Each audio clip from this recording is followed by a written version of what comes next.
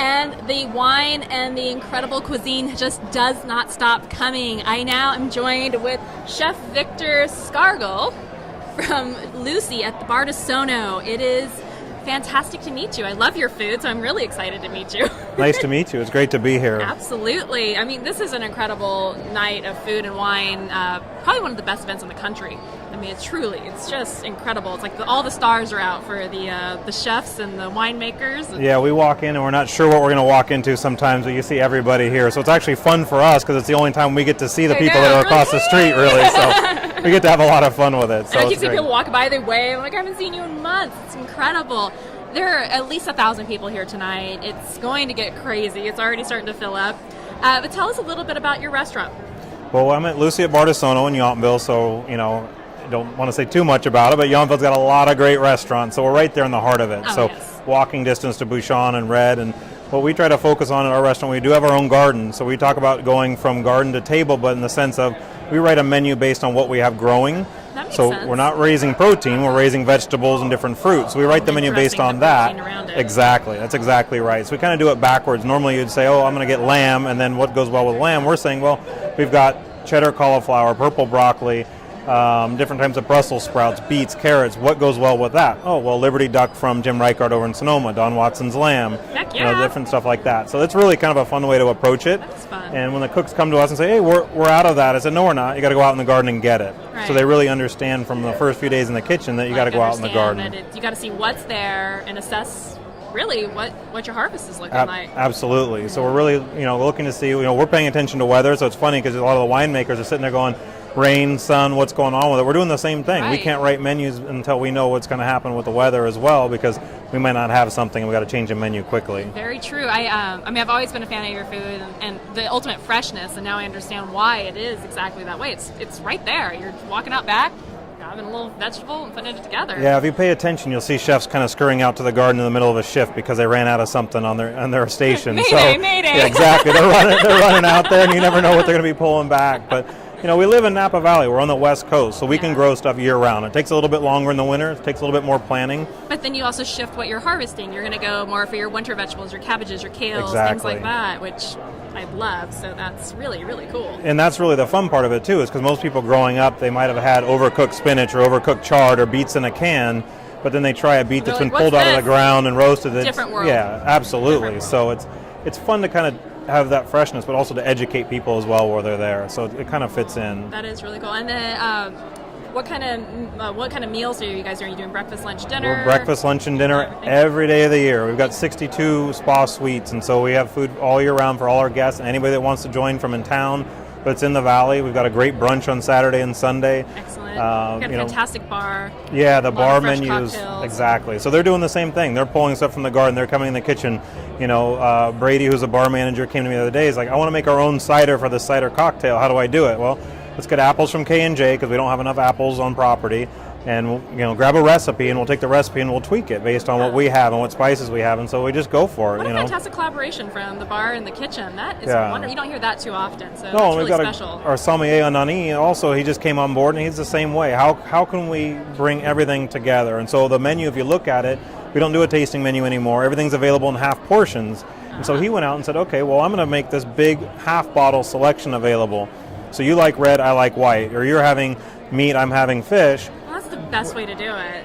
Exactly. I mean, getting a bottle is fantastic, don't get me wrong, but most of the time you kind of want to sample around. Like, we're going to do a first course pairing. I'm really seasonal and I love doing those different flavor profiles where it's like, we might start with a nice fruity fresh cocktail, move into maybe a glass of bubbles, and then we'll go up into our reds, and then ultimately into a port or an after dinner cocktail or something like that. And that makes it so much fun. Where you can't really always do that when you have a full bottle, unless you got a big crowd with you. Right, or you have a party of 8 or 10, and you've got people that are like, no, I just want Pinot, or I just want Cab, or I want white, or maybe someone that's not an experienced drinker, doesn't have a lot of wine knowledge, and you can kind of work with them and show them. Right, and they can explore different flavor profiles, which is really, I think, is important, especially for somebody who's not that knowledgeable in wine specifically.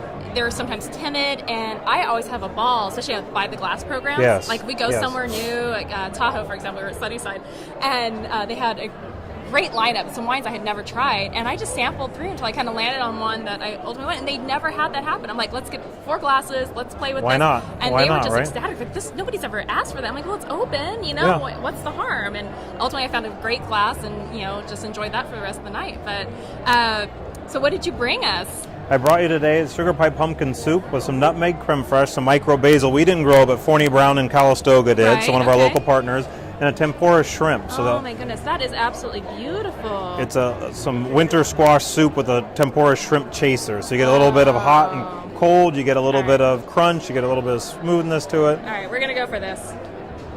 Here, let me help you out. There we go. Oh, that is delicious. It's a little taste of winter. So, you know, we've had some cold nights. You've got this warm soup. That is warm fire hearth and cinnamon. And it'll go good with the wine, you know. Absolutely. It goes good with all the wines that we've got. So are you from this area originally, or what's your history? I've been in the Napa Valley for about 10 years now. Okay. Came up for Copia, and that's where I really learned from Jeff Dawson kind of the relationship between ground and food.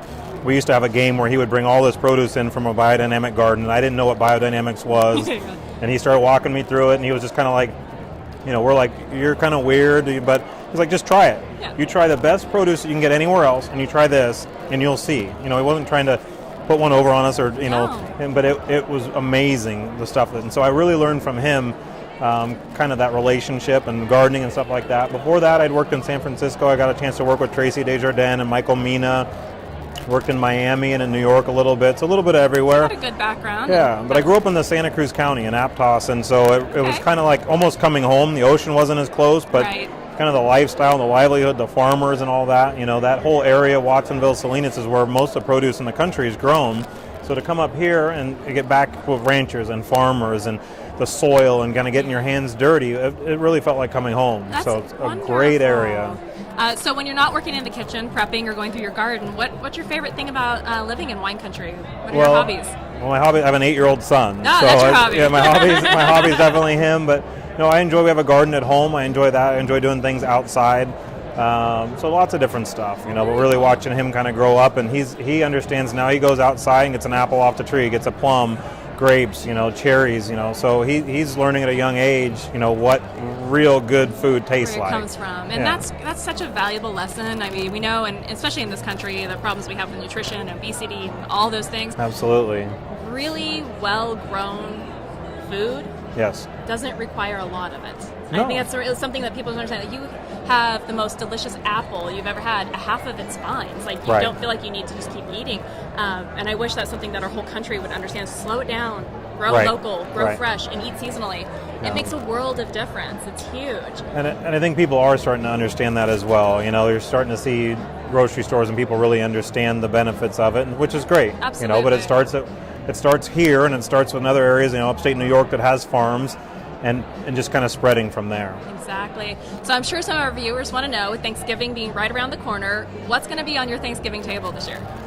My Thanksgiving table is a little bit mixed. So we get turkey, and my wife's half Filipino, so we get that as well. So it's a lot of fun for me. You know? Oh, it's exciting. So I bring a little bit to the table. I get to carve the turkey, because I always want the chef to carve the turkey, because everyone's nervous of that. But then I get to try a lot of different food. So it's really a lot of fun. So what's your favorite food from your wife's side? I like the lumpia. I love lumpia. I mean, it's fried, right? Anything fried's good. They make a rice dish called biko, and they make pancetta. So there's a lot of fun dishes in there. They're just the same kind of thing. It's just, you know, it's generations been passed down and just warms your soul. So, that is fantastic. So it's all about company, you know. True. Whether you're with family or with friends, you know, you just want to be around good share people. and have so that time. that's right. Well, thank you, Victor, so much for being here. It's an incredible event, and we're glad to be here. We're happy that you came to join us for a few minutes, and I will see you around, hopefully at Lucy very soon. And cheers. Cheers. Thanks for having me. Enjoy the night. Absolutely.